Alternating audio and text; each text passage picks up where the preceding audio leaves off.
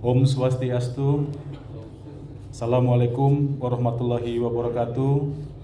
Salam sejahtera untuk kita semua. Namo Buddhaya, salam kebajikan. Yang kami hormati Asisten 3 Pak Dewa Sunarta, kemudian Pangdam Udayana yang diwakili oleh Kolonel Agung Udayana, Bapak Kapolda Bali atau yang mewakili, mohon maaf saya tidak punya catatan namanya. Kemudian Bapak Kepala Kejaksaan Tinggi diwakili Bapak Jaksa Putu Eka. Tentu saja yang kami dan kita semua muliakan, Pak Cokorda Oka Arta Ardana Sukawati atau Pak Cok Aceh yang telah bersedia berkenan menjadi pembina JMSI di Provinsi Bali. Terima kasih Pak Cok Aceh. Kemudian tadi juga ada Bapak dari Parisade Hindu Dharma Indonesia yang sudah sama-sama memimpin doa kita di hari yang berbahagia ini. Sahabat-sahabat kami dari konstituen Dewan Pers, ada sahabat saya nih Bang Edo SMSI, boleh keluar kelihatannya, masih ngopi. Kemudian ada sahabat dari Persatuan Wartawan Indonesia. Saya sebagai individu anggota PWI Pak, ya, dulu pernah juga saya jadi pengurus pusat PWI, kebetulan ketua bidang luar negeri dan anggota Dewan Kehormatan yang banyak berurusan dengan persoalan-persoalan etika. Tapi setelah saya dipaksa oleh Mas Eko, Sekjen JMSI untuk menjadi Ketua Umum JMC, saya mesti meninggalkan kehidupan saya yang sudah enak di PWI Pak. Jadilah saya sekarang mengabdi buat JMSI. Juga sahabat dari Ikatan Jurnalis Televisi Indonesia. Dan saya mohon maaf kalau ada sahabat dari konstituen Dewan Pers lain yang belum saya sebutkan. Dan tentu saja yang kita banggakan, teman-teman pengurus JMSI yang dipimpin oleh Bli Adi yang tadi barusan sama-sama kita saksikan pelantikannya. Bapak Ibu sekalian, memang pertanyaannya itu begini. Terus kenapa juga bikin JMSI? Ya, kenapa harus ada organisasi yang menaungi perusahaan pers atau perusahaan media dalam hal ini yang bergerak dengan menggunakan platform digital? Bapak Ibu sekalian, mungkin saya akan memberikan pandangan yang lebih kritis sedikit terhadap apa yang sedang kita kerjakan di ekosistem pers nasional ini, dan kalau tidak ditangkap dengan hati-hati nanti bisa disalahpahami, tapi saya akan coba. Saya rasa hanya di Indonesia ini sajalah gelombang kebangkitan platform digital itu diikuti dengan pertumbuhan perusahaan pers dalam jumlah ribuan. Tahun 2017, ketika concern pertama terhadap perkembangan ini muncul, Kementerian Komunikasi dan Informatika menerbitkan satu angka yang saya kira sifatnya hipotetikal mengenai jumlah media siber di Indonesia. 2017 itu angkanya 43.000. 2017 itu sebelum pandemi. Nah, setelah pandemi, di saat kita semua dipaksa menjadi kaum rebahan, dugaan saya jumlahnya lebih banyak. Tapi tidak ada angka yang dirilis. Ya, 43.000. Itu kata kunci pertama tahun 2017. Nah, sekarang sebelum bulan Ramadan yang lalu, rapat di Dewan Pers mengatakan bahwa mereka sedang melakukan verifikasi terhadap sekitar 15.000 perusahaan media. Jadi kalau yang 43.000 itu hipotetikal, nah ini ada angka nih sudah bisa dipegang, sekitar 15.000. Nah, apakah sekitar 15.000 perusahaan pers itu juga termasuk yang sudah diverifikasi? Tidak dijelaskan. Anggaplah termasuk. Jadi ada 15.000 media, ya. Nah, kemudian Pak Marasakti dari Persatuan Wartawan Indonesia dalam rapat itu juga menjelaskan mengenai jumlah anggota mereka, jumlah wartawan yang menjadi anggota PWI. Saya kutip angkanya sekitar, nah ini kalau sudah ada kata-kata sekitar ini, berarti mohon dimaklumi kalau tidak begitu akurasi. Sekitar 22.000. Itulah angka terakhir yang saya dengar mengenai keanggotaan PWI, wartawan. Nah tentu IJTI punya jumlah anggota juga yang terdata. Tentu Aliansi Jurnalis Independen yang juga konstituen Dewan Pers punya angka anggota juga. Cuma saya tidak dengar angkanya, mohon maaf IJTI juga saya tidak dengar angkanya, tapi pasti jauh lebih kecil daripada PWI. Ya. Atau misalnya satu lagi konstituen Dewan Pers yang anggotanya adalah individu, namanya Pewarta Foto Indonesia atau PFI. Saya kira ada juga anggotanya, cuma saya tidak tahu angkanya. Nah sekarang kita bandingkan saja dua angka tadi ya. Pertama angka jumlah perusahaan pers yang sedang diverifikasi oleh Dewan Pers, yaitu 22.000, yaitu 15.000. Dan angka anggota PWI sebagai sampel dari jumlah wartawan Indonesia sebesar 22.000. Berarti kalau kita bandingkan kedua angka ini, 1,4 wartawan bekerja di satu perusahaan pers. Nah jadi kalau sekarang kita bertanya, mengapa organisasi seperti JMSI ini didirikan? Memang tujuan utamanya adalah untuk membina konstituennya. Konstituen kami adalah perusahaan pers, Pak, bukan individu, bukan wartawan. Kalau wartawan itu perusahaan organisasi profesi seperti tadi PWI, IJTI, AJI dan PFI. Nah, kalau organisasi perusahaan pers di Dewan Pers itu jumlahnya ada 7. Satu kita sudah sama-sama kenal dan yang paling tua saya kira SPS. Tadinya Serikat Penerbit Surat Kabar digital printing, tetapi karena mereka melihat juga ada perkembangan platform digital, akhirnya mereka juga mengubah nama dan membuka divisi digital juga.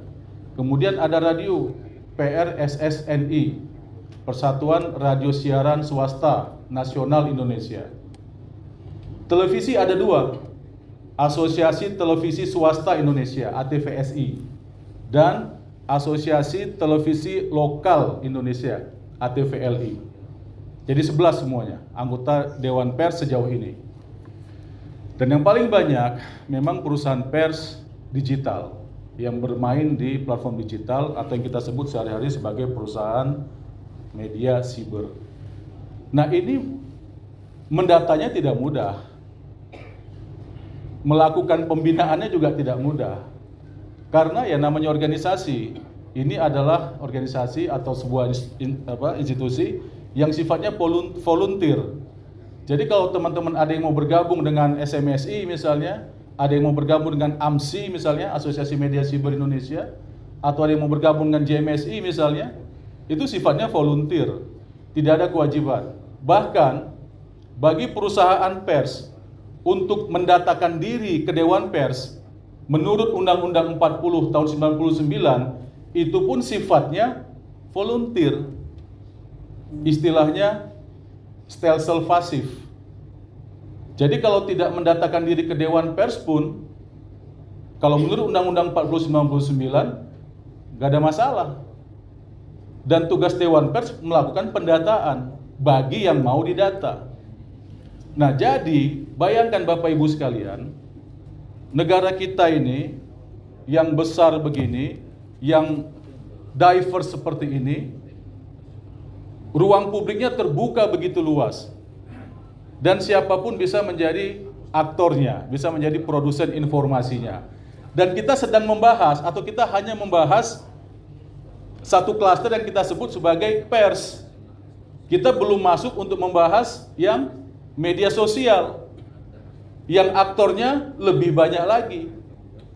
Dan semua orang di ruangan ini adalah pelaku media sosial, yang informasinya kadang-kadang melampaui media siber tercepat di Indonesia sekalipun, yang informasinya kadang-kadang akurat dan benar dan faktual.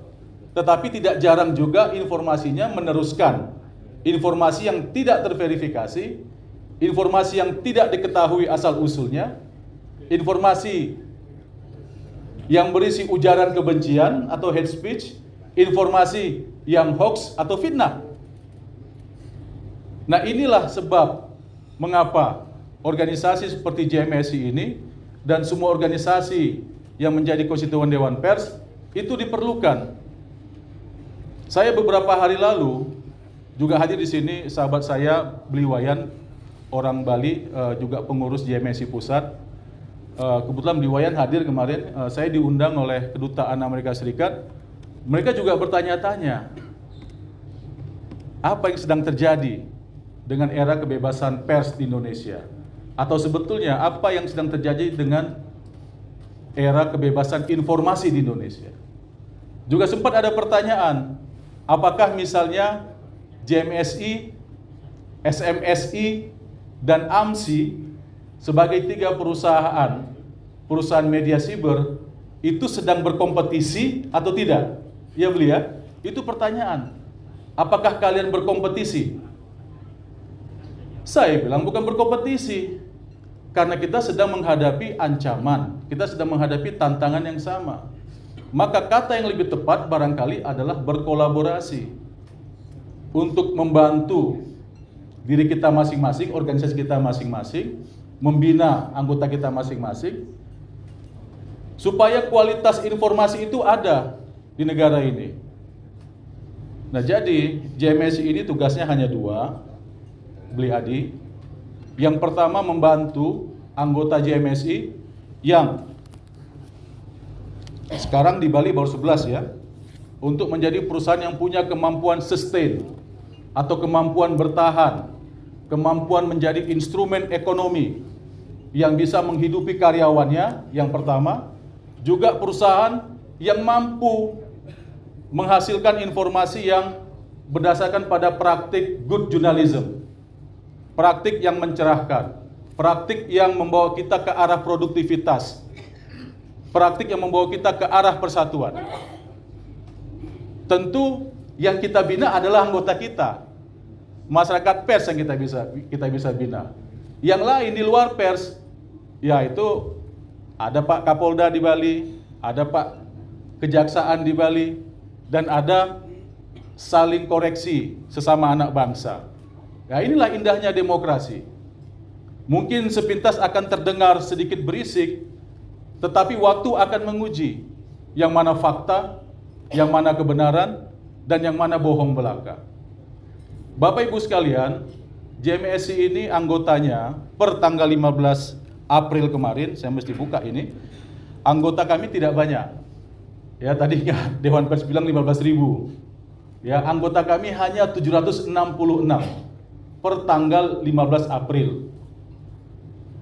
Nah, 766 perusahaan pers yang tergabung di dalam JMSI ini kami berikan rating system. Jadi kami juga punya rating system sebagai bagian dari pembinaan kami. Rating system itu kami bagi dalam 4 klaster. Bintang 1, bintang 2, bintang 3, bintang 4. Bintang 1, kalau anggota kami ini baru memiliki legal paper, baru memiliki badan hukum. Kalau dia baru memiliki badan hukum, diketahui siapa penanggung jawabnya, diketahui di mana alamatnya, dia punya NPWP bayar pajak. Nah, itu bintang 1. Kemudian bintang 2, kalau dia sudah melakukan pendataan dirinya ke Dewan Pers, dia submit, mendatakan diri ke Dewan Pers. Nah, itu bintang 2. Apakah sudah diterima atau tidak oleh Dewan Pers, karena Dewan Pers juga melakukan verifikasi yang sangat ketat sekarang ini, itu hal lain. Yang penting begitu dia datang ke Dewan Pers, dia submit secara online data-datanya, maka dia dapat bintang 2. Nah, kemudian bintang 3. Bintang 3 kalau oleh Dewan Pers data-datanya sudah diverifikasi secara administrasi. Sudah benar data-datanya. Legal papernya sudah oke. Hubungan industrialnya dengan karyawan sudah oke. Kualitas jurnalistiknya juga sudah oke. Lebih banyak berita sendiri daripada berita rilis misalnya. copy pastenya tidak banyak misalnya. Atau misalnya caption foto, dia juga kasih jelas.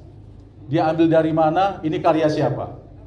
Nah, kalau data-data administrasi ini sudah selesai oleh Dewan Pers, dia dinyatakan terverifikasi administrasi di JMC bintangnya 3. Nah, yang terakhir bintangnya 4. Kalau dia sudah diverifikasi secara faktual oleh Dewan Pers, sudah dicek kantornya, ketemu dengan pengurusnya, bertemu dengan anggotanya dan seterusnya.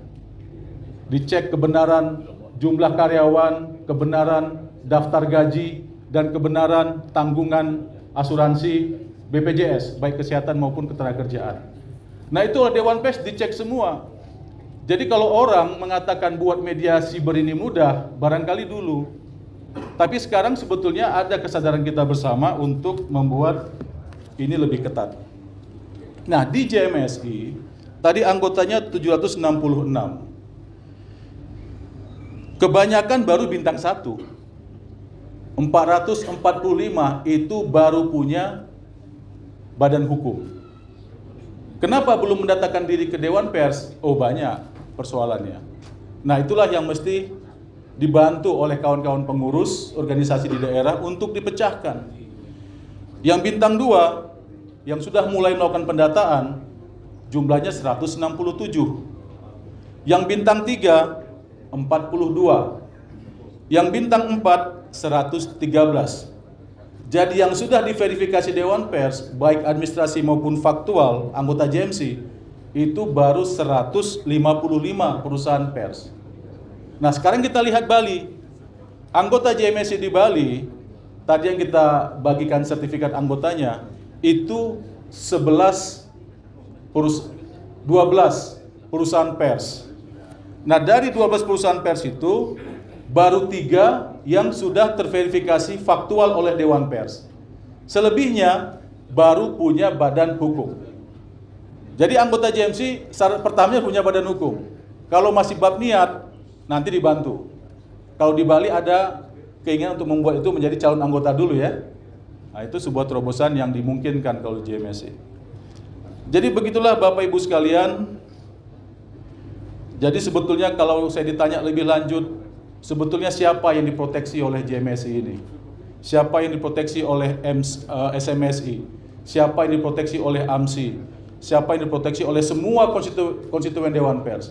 Maka jawaban saya adalah yang diproteksi oleh pers kita itu adalah bangsa dan negara ini.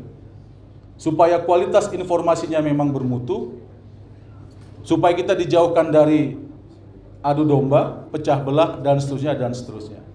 Saya kira demikian. Saya juga dosen di Hubungan Internasional UIN Saif Daitullah di Jakarta. Ini kok dibiarkan bisa 2 jam ini. Jadi saya akhiri dengan segala hormat saya semua, sahabat-sahabat. Om Santi, Santi, Santi, Om. Wassalamualaikum warahmatullahi wabarakatuh.